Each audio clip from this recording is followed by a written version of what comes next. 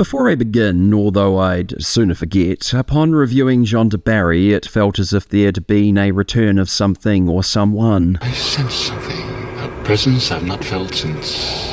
To start with, some New Zealand political history. Jacinda Ardern was Prime Minister of New Zealand from 2017 to 2023. As the Corona Tsar, and no, I do not refer to the beer with a hint of lime or lemon, she would rule with an iron grip over what would become a hermit kingdom. Her reign could be characterised as one of racial and medical division. Well, it's almost like, you probably don't see it like this, the two different classes of people. If you're vaccinated or if you're unvaccinated, you have all these rights. If you are vaccinated... That is what it is, so yep. Frivolous spending and the removal of plastic bags at supermarkets. Like a bobblehead with her head bobbing up and down from the podium of truth, and with more word salad than even Kamala Harris could stomach.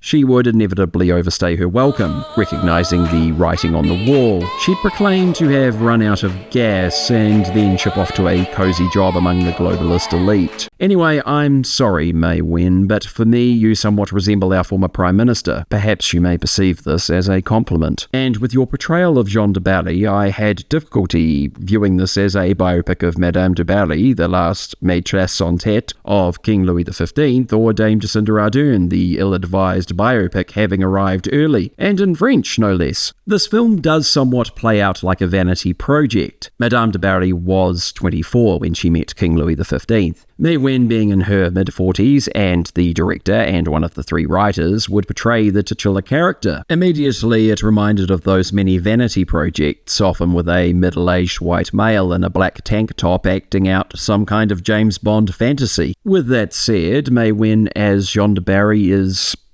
okay. Although the notion of a romance between her and King Louis XV, portrayed by Johnny Depp, seeking to achieve a triumphant return of sorts in the wake of his victory in court for defamation proceedings against Amber Heard, and that this is somehow love at first sight, well, it's laughable. While she doesn't remotely resemble Madame du Barry, as she's been so often depicted throughout history, May Wen here is just so odd and awkward throughout. Yes, beauty is in the eye of the beholder, and this is a superficial criticism, but this is a film of the superficial at its core. Beyond that, and with her constant grinning, her poutiness, her goofiness, if the intent was to explore this narrative through a romanticised lens, it simply falls flat. With Depp as King Louis XV, he's also just okay.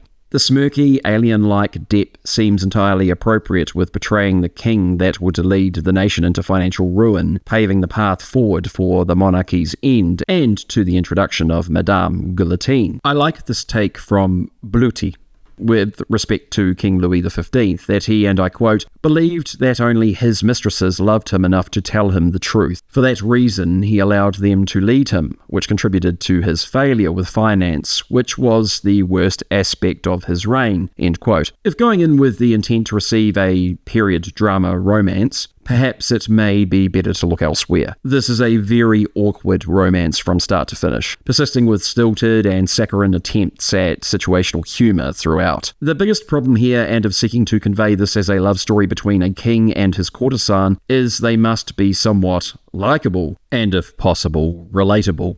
As for historical accuracy, not half bad. Jeanne du Barry was the illegitimate daughter of a seamstress and, as depicted in the movie, would seek to abandon the life of a commoner in pursuit of her desire for pleasure and culture. While one could delve into historical inaccuracy, this movie is about indulgence, an exploration into how the nobility of France lived in lavish luxury without much of any consideration for its subjects.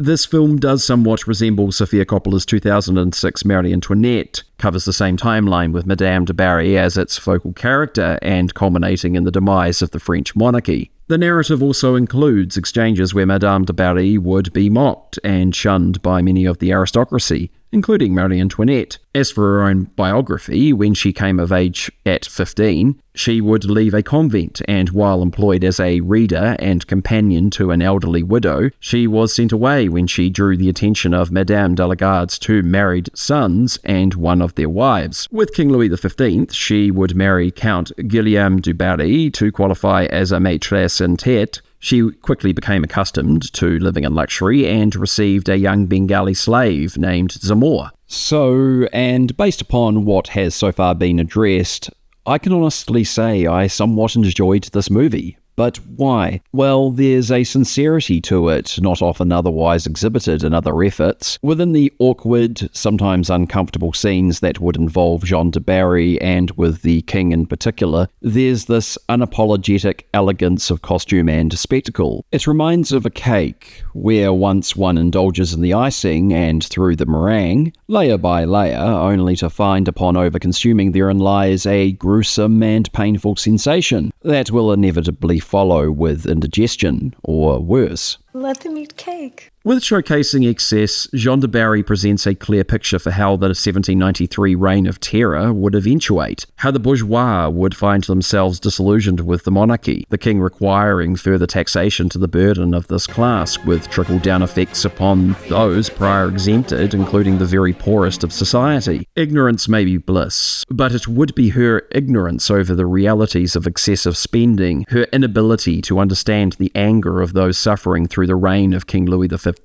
including her own actions both directly and indirectly that would lead to Madame de Barry meeting the same fate as Marie Antoinette, with Zamor denouncing and testifying against her before the Jacobins, and upon her return to France following her exile between 1774 and 1792, she would collapse and cry, "You are going to hurt me."